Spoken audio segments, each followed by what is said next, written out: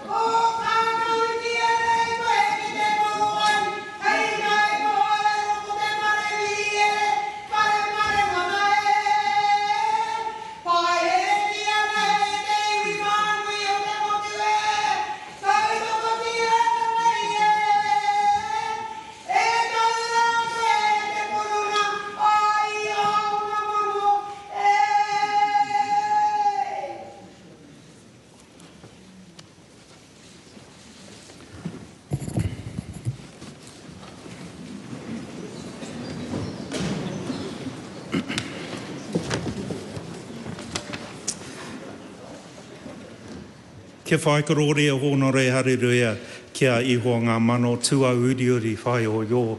Ki tonu te rangi me te whenua i te nui o tōna kororea. Nō reira tihei mauri ora. Ka te mihi atu au ki kiengi tūhei tia potatau te whero te tuawhitu me te kāhui ariki tēnā koutou rire hau pai marire. Kia koutou aku hapu, aku iwi, tai atu ki taku wānui, tēnei ahau tuku mihi atu ki a koutou, tēnā koutou nau mai, hara mai, wakatau mai rā. Ki a koutou ngā mema hōnore o te whare o ngā māngai. Tēnei ahau tuku mihi atu ki a koutou, mō koutou tautoko i ahau ki a tū hei manuhaka wā o te whare o ngā māngai. Tēnei te mihi ake ki a koutou katoa, tēnā koutou ka tira, kia ora mai tātou katoa. Honourable members, I'll put my speech aside, I think. Honourable members, you do me a huge honour in electing me as the Speaker of this House.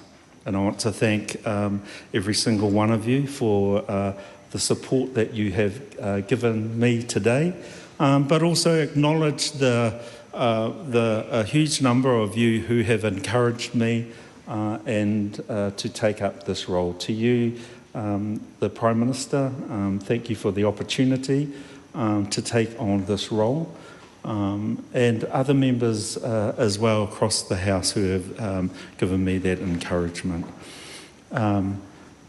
I think it's really important that I state here today that I will carry on the long tradition of upholding the rights and privileges of this House. I think it's important that all of those rights are upheld and acknowledged, rights and privileges like freedom of speech.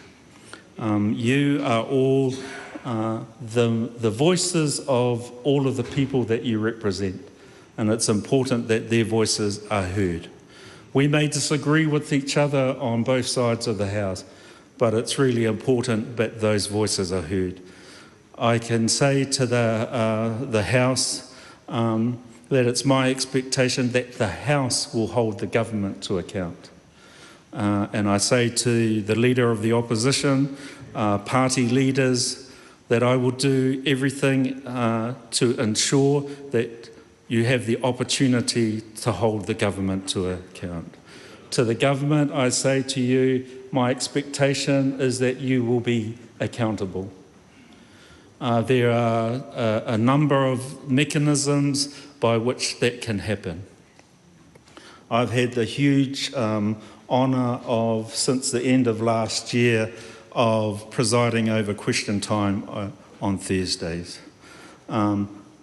Probably something that has led me to this very day without me necessarily knowing about it. I have noticed a few things about question time that I think that could be improved. I think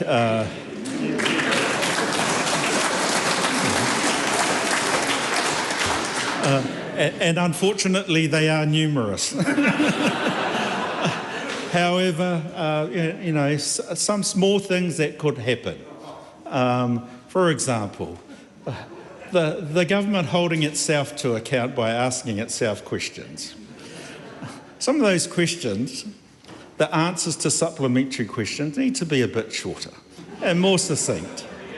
I think I would encourage ministers, and it's quite interesting and a little bit puzzling actually, that the government sometimes end question times with significantly number of unused supplementaries. I think some of those supplementaries should be used in this way. Some of those answers should be cut down and be less speech-like and more succinct. And you could achieve that by asking more supplementaries.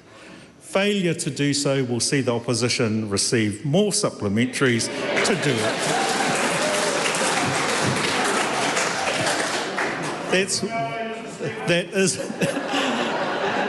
That is one thing I can do.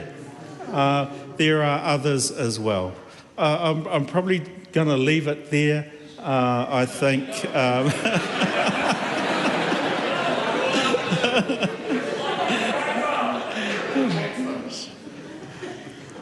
in a way I probably should go on, because this is probably going to be the last time I speak. Or have the opportunity to speak. So, but I just want to say that those are the kinds of things. I cannot proclaim to be an expert on all the rules of this House. However, I believe that being fair is probably paramount. And for me, if it feels like it's out of order, it probably is. And if it feels that it's okay, it probably is. And I hope that as a House, we can collectively come to those understandings. I think there is the opportunity for more robust debate, and that's okay, but it has to be done with fairness. And so that will be my role. It would be remiss of me not to mention my immediate predecessor. A friend, a colleague and mentor to me.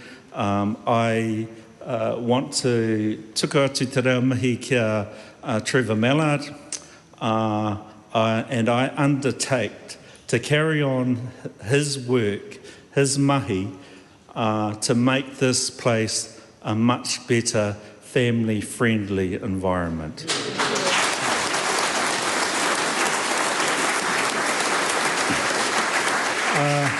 Nō reira, e tika ana kia tuku atu te reo mihi anō, nō reira tēnā rā koutou, I nāia nei, ka tuku atu kia koutou te wānau, kia tuku mai te tihi waiata pai.